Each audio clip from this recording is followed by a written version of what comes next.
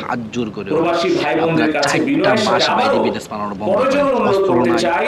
শক্তি নাই, ক্ষমতা নাই, পাওয়ার নাই, কিছু করতেছি না, তো একটা পাওয়ার অবশ্যই আমাদের হাতে আছে, রিমিটেন্সের পাওয়ার। তুমি রিমিটেন্স চাও না? দেখছো এটা কি? এই দেখো, একদম চুক্কা শালা কাকু, তোমার পিছন দিয়া এটা ব্যাগটা দিব, তোমার পিছন দিয়া, বুঝছো? এটা পিছন দিয়া তোমার ব্যাগটা দিব কাকু। রিমিটেন্স চুদাও সালা, রিমিটেন্স চুদাও সালা লাঞ্ছাও। হ্যালো এভরিওয়ান, আসসালামু আলাইকুম। আজকে আসছি আমার সোনার বাংলাদেশ। আমরা সকলেই জানি আমাদের বাংলাদেশের কি অবস্থা, এখন বর্তমানে কি করতেছে, কি হচ্ছে। এই বাংলাদেশ সরকার, বাংলাদেশ প্রশাসন, তারা কি করতেছে আমাদের সাথে, আমাদের ছাত্র ভাইদের সাথে।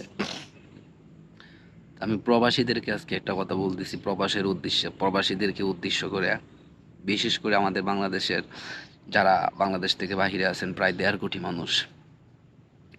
আমরা তো আন্দোলনের যোগ্য হইতে পারি নাই, আন্দোলন আমরা একসাথে করতে পারি নাই তাদের সাথে, কিন্তু আমরা এই প্রবাসে থাইকেও কিন্তু আমরা আন্দোলন করতে পারি। এটা আমাদের পাওয়ার আছে, আমাদের ক্ষমতা এরকম আছে। আমরা এই দূর প্রবাসে থাইকেও কিন্তু আমরা আমাদের আন্দোলন চালিয়ে যাইতে পারি দূর থেকে। তো আমরা চাই আমার এই বাংলাদেশকে ঠিক করতে। আমি ছোট্ট একটা উদাহরণ দিয়ে কথা বলতেছি, শ্রীলঙ্কার বিষয়টা নিয়ে।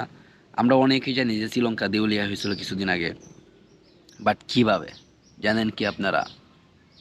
জানেন শ্রীলঙ্কা দেউলিয়া হয়েছিল একমাত্র শ্রীলঙ্কার প্রবাসীদের জন্য। শ্রীলঙ্কার প্রবাসীরা মাত্র 4 মাস রেমিটেন্স পাঠানো বন্ধ করে দিয়েছিল। 4 মাসের ভিতরে এই শ্রীলঙ্কা দেশ দেউলিয়া হয়ে গেছে। আবার 4 মাস পর 2 মাসের ভিতরে এই শ্রীলঙ্কা দেশ কামব্যাক করছে। এটা কি গাইবি কামব্যাক করছে? কখনোই না, সব প্রবাসীদের পাওয়ার। তো আমরাও পারি যে আমাদের এই বাংলাদেশকে 4 মাসের ভিতরে ঠিক করতে, এই বাংলাদেশকে 4 মাসের ভিতর সংশোধন করতে। এই প্রশাসন যারা হানায় মানুষকে হত্যা করতেছে, এভাবে ছাত্র ভাইদেরকে হত্যা করতেছে, তাদেরকেও আমরা 4 মাসের ভিতরে ঠিক করতেছি।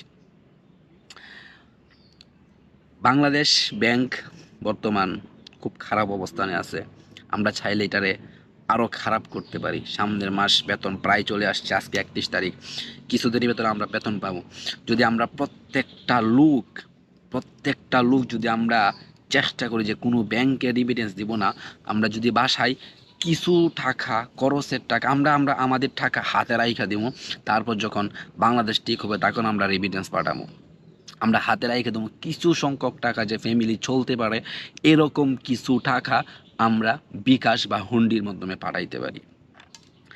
আর বিশেষ করে পলক কাকু, তুমি রিমিটেন্স চাও না? দেখছো এটা কি? এই দেখো, একদম চুক্কা শালা কাকু, তোমার পিছন দিয়া এটা ব্যাগটা দিব, তোমার পিছন দিয়া, বুঝছো? এটা পিছন দিয়া তোমার ব্যাগটা দিব কাকু। তুমি চিনো না কাকু, প্রবাসীদেরকে এখনো চিনো নাই ভালো করে, যা প্রবাসী তোমাদের কি কি করতে পারে।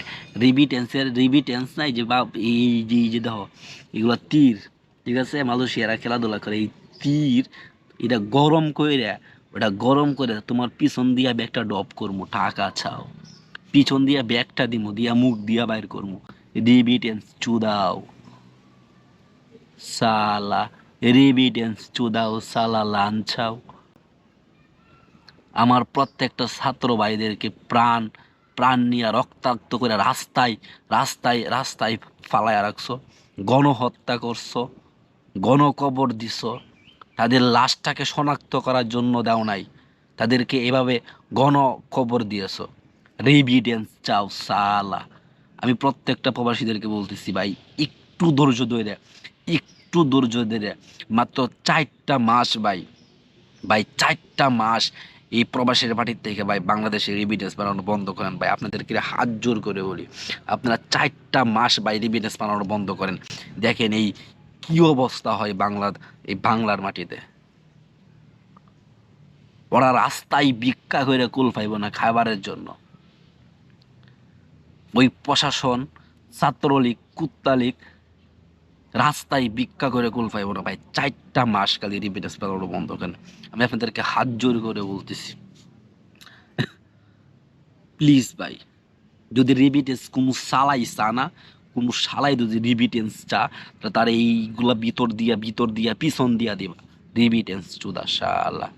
ভিতরটা জ্বলায় পড়ে সারকার করে দিছে, পারতেছি না তোদেরকে কিছু করতে। আমরা হাতে অস্ত্র নাই, শক্তি নাই, ক্ষমতা নাই, পাওয়ার নাই, কিছু করতেছি না।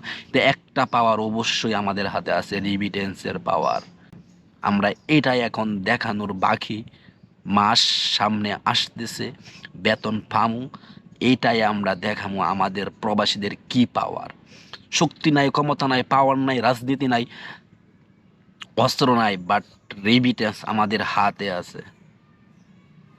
বুঝতে পারবা আসতেছে সামনে কি হয় বাংলাদেশ। ওকে ভাই, আল্লাহ হাফেজ, ভালো থাকবেন সবাই, সুস্থ থাকবেন।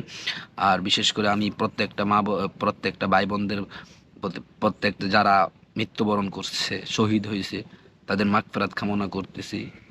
বিশেষ করে জন্য আল্লাহ পাক তাদেরকে জান্নাতের উচ্চ মাকাম দান করে।